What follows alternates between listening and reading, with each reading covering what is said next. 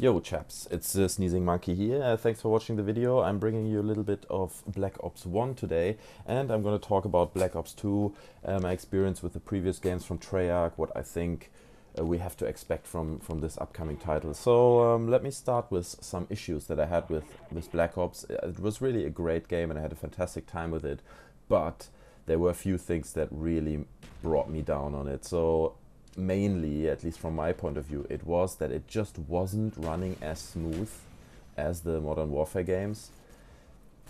Partially it did, and it somehow wasn't necessarily a frame rate issue. It just didn't perform as well. It had like the 3% missing that the previous games like Modern Warfare and even World at War still provided. So that was a bit of a bugger on that one, I want to say. But besides that, I think it was a great game. I loved the level design. I thought the story was great. The multiplayer worked really well. I loved that they had dedicated servers. That has to be said. That's just the best thing ever. You know, you can not only kick and ban cheaters, and there wasn't a big cheater problem in Black Ops, not as much as in Modern Warfare. You can only also do your own server settings. You can have your favorite servers where you and your friends hang out. It's just such a much better solution. So please, if anyone from Infinity Ward hears this, do it. Forget about IWNet. It's not the way forward. So I hope in Black Ops 2 they get this FPS issue right that they had with Black Ops 1. Besides that, they can do everything as before. Another thing I want to point out is the uniqueness of Black Ops. Treyarch really did a fantastic job in making a different game from Modern Warfare, I think. Of course, at the core, it's still a COD game, but it's very, very different. It feels different. The controls feel slightly different. Like I said, there were issues with it, but still, it like the timing, you know, of a knife attack, for instance, is so much better in Black Ops. It's much quicker and much more intuitive. It just works so smoothly.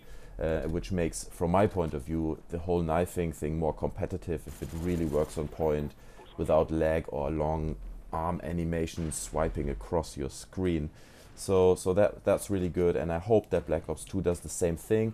It separates it more from Modern Warfare 3 and 2 and turns it into a really unique game that feels just different. Like, for instance, the previous Treyarch game was World at War. I played that one as well, and it just wasn't as good. I mean, of course, before you had Modern Warfare 1, which was the most successful COD game from my point of view. Everyone played that, and the expectations were so high, and then, of course, you have a lot of pressure, and they still did a good job. It was a good game, it was fun, but it wasn't as good, and they didn't seem to have the guts to push it so much further into their own unique corner, which now they did with Black Ops, you know, and they really showed, like, look, we have another idea, we have a different concept for a game, for a COD title. So yeah, hope for that in Black Ops 2. A lot of unique elements that's differentiated.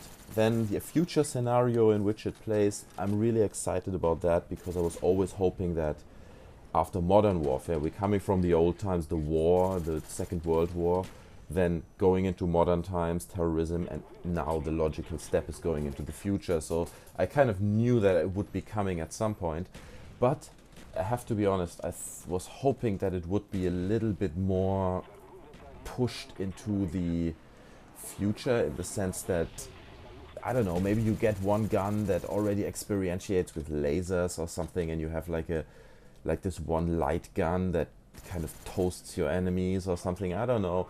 It's a bit more playful. I mean, I haven't played the game. This is all just speculation. I'm making this up. There might be a laser gun in the game, which would be great. But it's just my personal thing. You know, make it a bit more science fiction. Like, maybe you remember that scene in Demolition Man where they're fighting in this future weapon museum, and they have all these futuristic laser guns, and the rail gun is exhibited there. Like that kind of stuff I was hoping. I mean, everyone knows Battlefield tried to do that with 2142, I think it was, Battlefield 2142. And but I never was really into the Battlefield series, so I kind of missed out on that. One more thing I want to talk about is the engine. the engine is so relevant to Call of Duty, because I think it's the thing that makes the game successful, because it performs just so well. You can really control your player at any time 100%. You're not feeling that you're dying because the engine fooled you around and you weren't in control. That never happens with Call of Duty. It's just such an important element. And the question is, what after Black Ops 2? Are they going to change the engine? Are they going to invest in something that looks much better but therefore performs differently? Because I think that would kill the COD series. At some point they will have to, but I think at least the next 3, 4, 5, 6 games have to run on the same engine, just to give people this really edgy performance that they expect, because that is at the core of the game, and I want it, and I know that's why it is so successful. It's not because it looks so great. So anyway, I think this video is nearly coming to an end. I hope there were a few thoughts in there that you didn't have before, or that you can discuss. If you have some thoughts on my gameplay or on anything of my video, just leave me a comment. Would appreciate a subscribe or a like. Thanks guys, I see you next time. Sneezing Monkey is out. Bye.